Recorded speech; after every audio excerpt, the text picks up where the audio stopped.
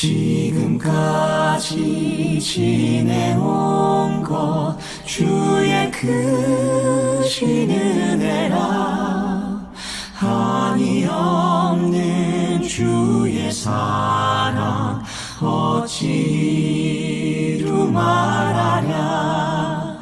오늘 성경 말씀은 마태복음 25장 30절 말씀입니다. 이 무익한 종을 바깥 어두운 데로 내쫓으라. 거기서 슬피 울며 이를 갈리라 하니라.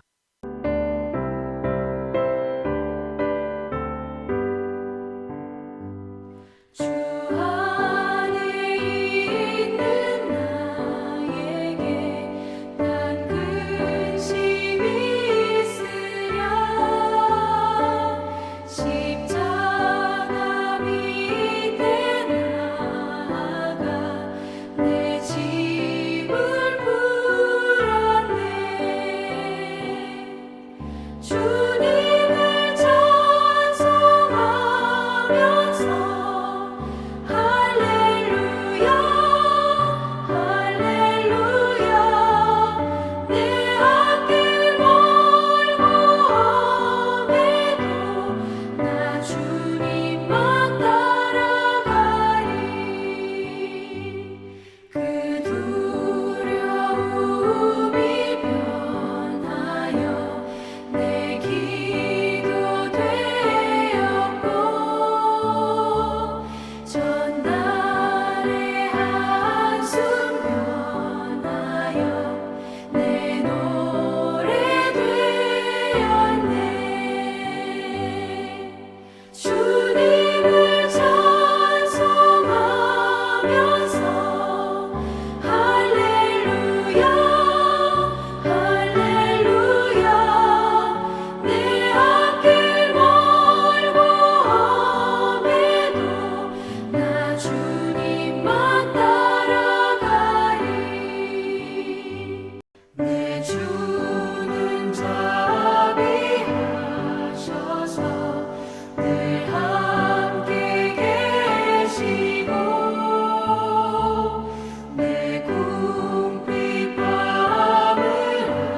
아시고 늘 채워주시네.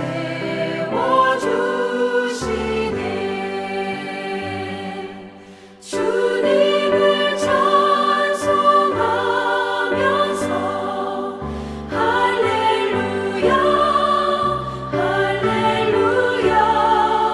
내 앞길 멀고 험해도 나 주님만 따라가리. 내 주와 맺은 언약은 영불변하시니, 그 나라 가기까지는 늘 보호하시네. 주님을 찬송하면서 할렐루야 할렐루야. 내 앞길 멀고 험해도 나 주님만 따라가리. 2022년 한 해를 돌아보고자 합니다. 교회를 위하여 여러 가지로 수고하신 모든 분들에게 하나님의 크신 은총이 풍성하기를 축복합니다. 재활용센터를 주차장으로 만들려고 마지막 재활용센터 정리 작업을 남성교회에서 하였고, 포장 공사를 해서 아주 멋진 모습이 되었습니다. 원주 동서남 지역 교육자 체육대회가 있었습니다. 우리 원주 서지방이 우승하였습니다. 서지방 교육자 부부 수영회가 제주도에서 있었습니다. 그리고 제주도에서 가고 싶었던 방주교회에 개장하여 그곳에 가서 예배를 드릴 수 있었습니다. 코로나로 지난 몇 해 동안 교회에서 식사를 하지 못했는데, 교회 부엌에 그릇과 건조기를 새로 구입하여 5월달부터 점심 식사를 시작하였습니다. 우리 교회 생일날 윤경조 장로님이 오셔서 헌금 시간에 아름다운 찬양을 악기로 연주해 주었습니다. 우리 교회에 오랫동안 수고하셨던 방정순 권사님을 찾아뵈었습니다. 만종교회 교우들에게 인사를 전했습니다. 김용진 권사님이 아파서 입원하였고 홍윤진 권사님과 딸과 함께 병실에서 찍은 사진입니다. 임모순 권사님이 건강하게 구순을 맞이하셔서 감사한 마음으로 우리 교회 장로님들과 함께 설악산 여행을 다녀왔습니다. 교회 창립 주일날 만종역에서 만종교회 사진과 교회 역사 사진을 전시하였습니다. 많은 눈이 내렸습니다. 교회를 위해서 대설 작업을 해주신 권사님께 감사드립니다. 성탄절 행사를 위해서 각 부서가 연습해서 발표하였습니다. 성도들 모두 예수님 오심을 축하하고 기쁨을 나눌 수 있는 즐겁고 복된 시간이었습니다. 특히 산타클로스가 멋이 있었습니다. 2022년도를 되돌아보니 여러 성도님들과 함께한 소중한 시간들이었습니다. 여러분들은 만약에 하나님 앞에 서게 되면 어떤 평가를 받고 싶습니까? 유치원 선생님이나 초등학교 선생님들이 주는 참 잘했어요 하고 도장을 찍어주는 것처럼 우리가 하나님 앞에 그런 칭찬, 복을 누릴 수 있는 그 한마디를 듣기 위해서 우리가 이 땅에 살아간다면 너무 행복하지 않을까 싶습니다. 2022년 한 해가 어느덧 다 흘러갔습니다. 세월이 정말로 빠르게 휙 하고 지나가는데 어떤 사람이 그렇게 이야기합니다. 휙휙 몇 번만 하면 인생이 끝장난다고 하는 것입니다. 2022년 마지막 끝자락에 서 있으면서 우리의 인생을 돌아보고 인생의 마지막 날 하나님 앞에 칭찬받을 수 있도록 우리가 우리의 삶을 추스릴 수 있는 은혜의 시간이 되기를 주님의 이름으로 축복합니다. 모든 사람은 다 죽는다 하는 게 진리 중에 진리입니다. 우리가 죽는다. 우리 인생의 마지막 날은 딱 두 가지 경우가 옵니다. 하나는 예수님께서 재림하시는 날이고 하나는 우리가 이 땅에서 죽는 날이라고 하는 것입니다. 예수님께서 재림하신다고 하는 것은 모든 인류와 모든 피조물이 함께 종말을 고하게 되는 것입니다. 이를 가르쳐 우주적 종말이라 이렇게 부릅니다. 반대로 살아 생전에 예수님이 재림하지 아니하면 개인적으로 죽는 그날이 마지막 날이 될 것입니다. 이를 가리켜 개인적 종말이라 그렇게 이야기를 합니다.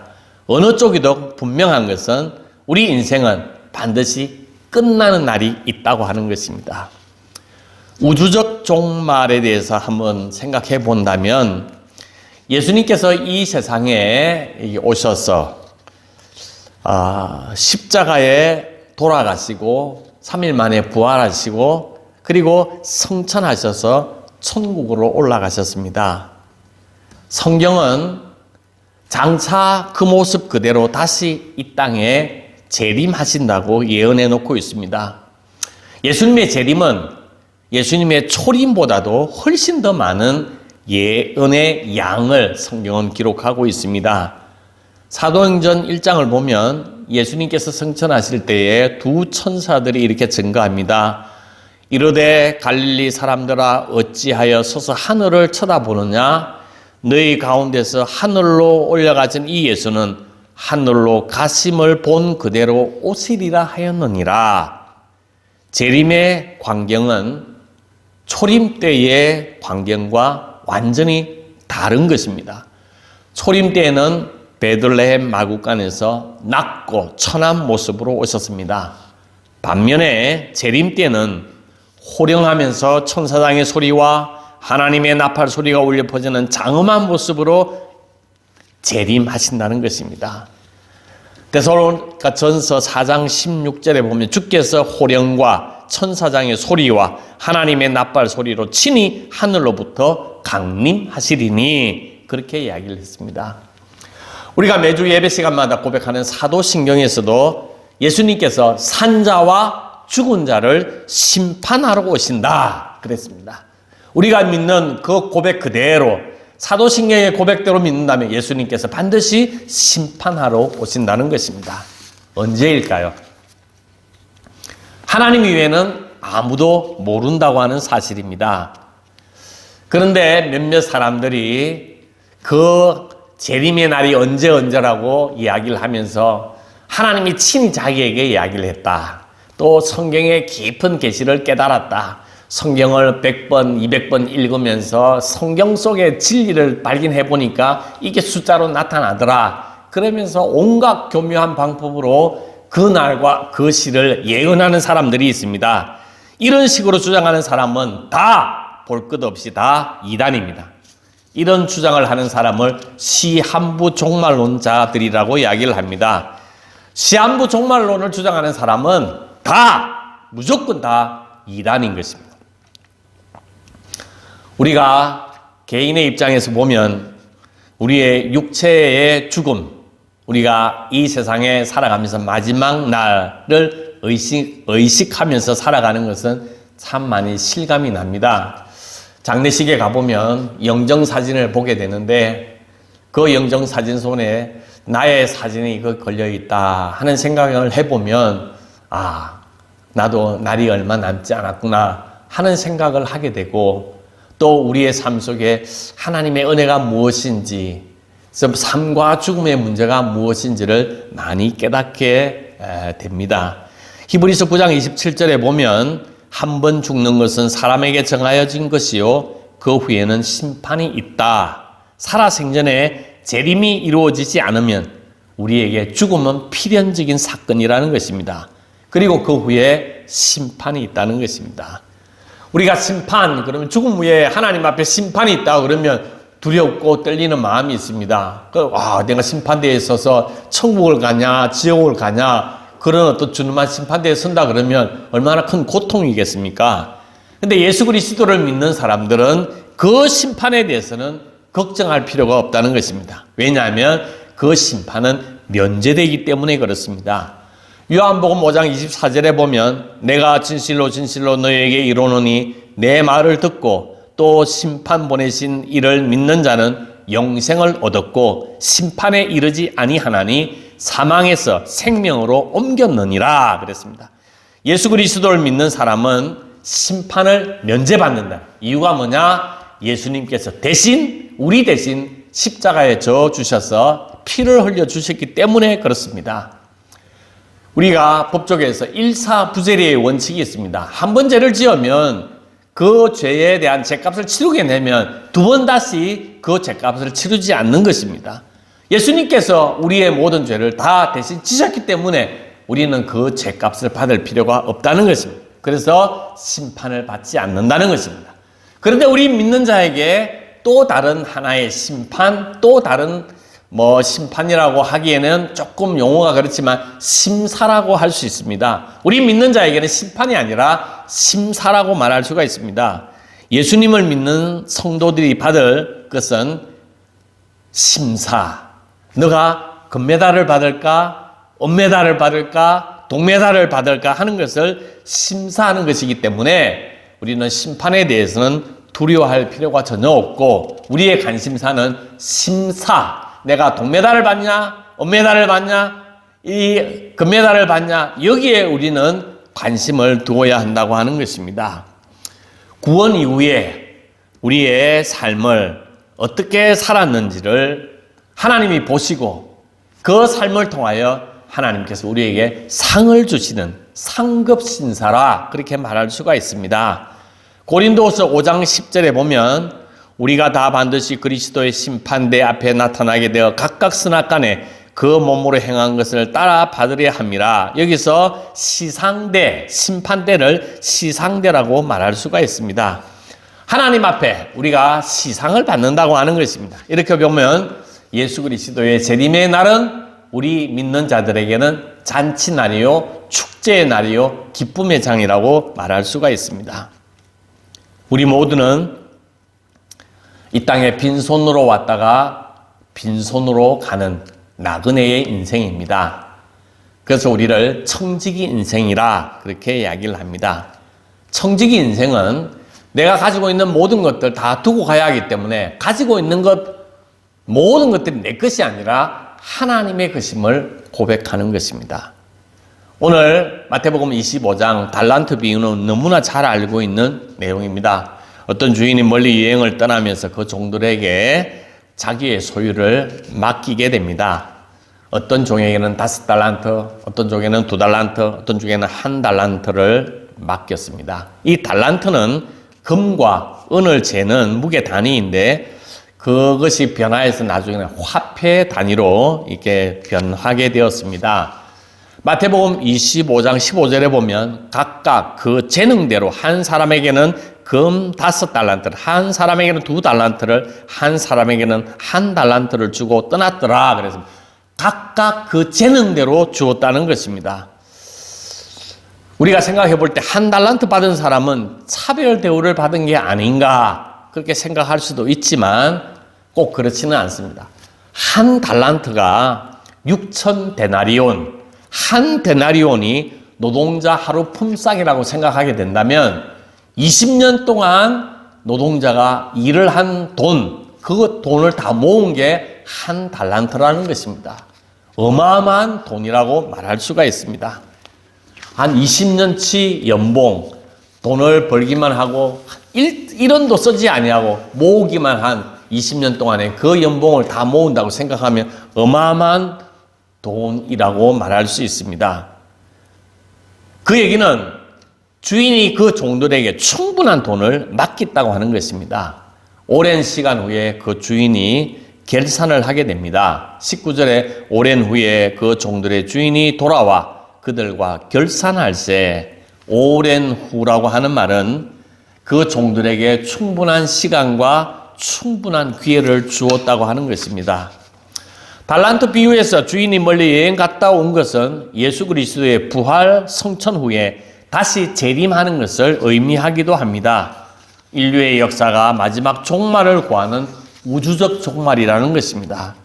우리는 각자 주님을 만나는 그날을 의식하면서 청지기적인 산, 내가 빈손으로 왔다가 빈손으로 가야 하기 때문에 지금 나에게 맡겨주신 이거 최선을 다해야 한다는 것입니다. 우리는 하나님께로부터 많은 은혜를 받았습니다. 시간과 건강과 물질과 저는 충분히 받았습니다.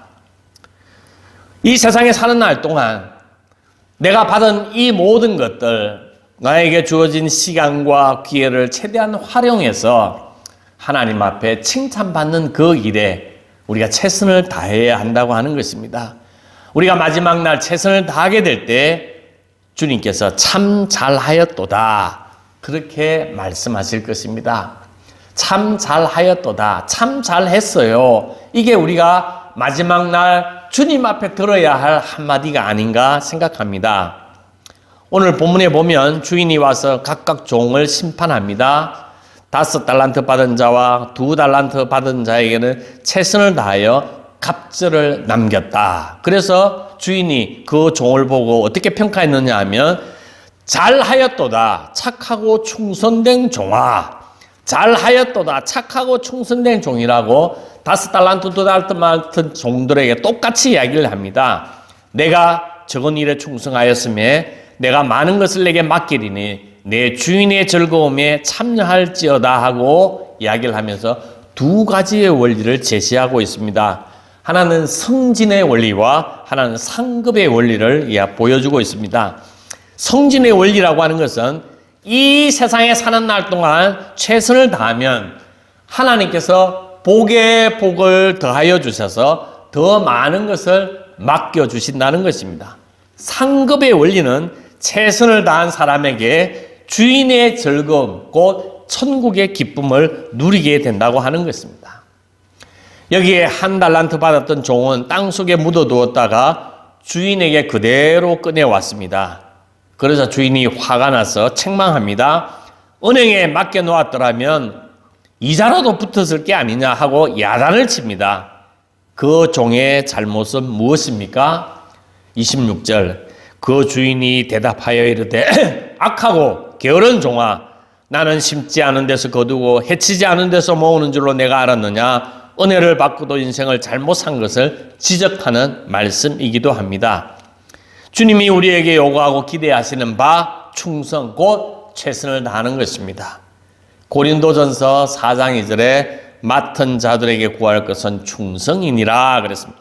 사람이 보든 안 보든 하나님 앞에 최선을 다하는 게 중요하다는 것입니다.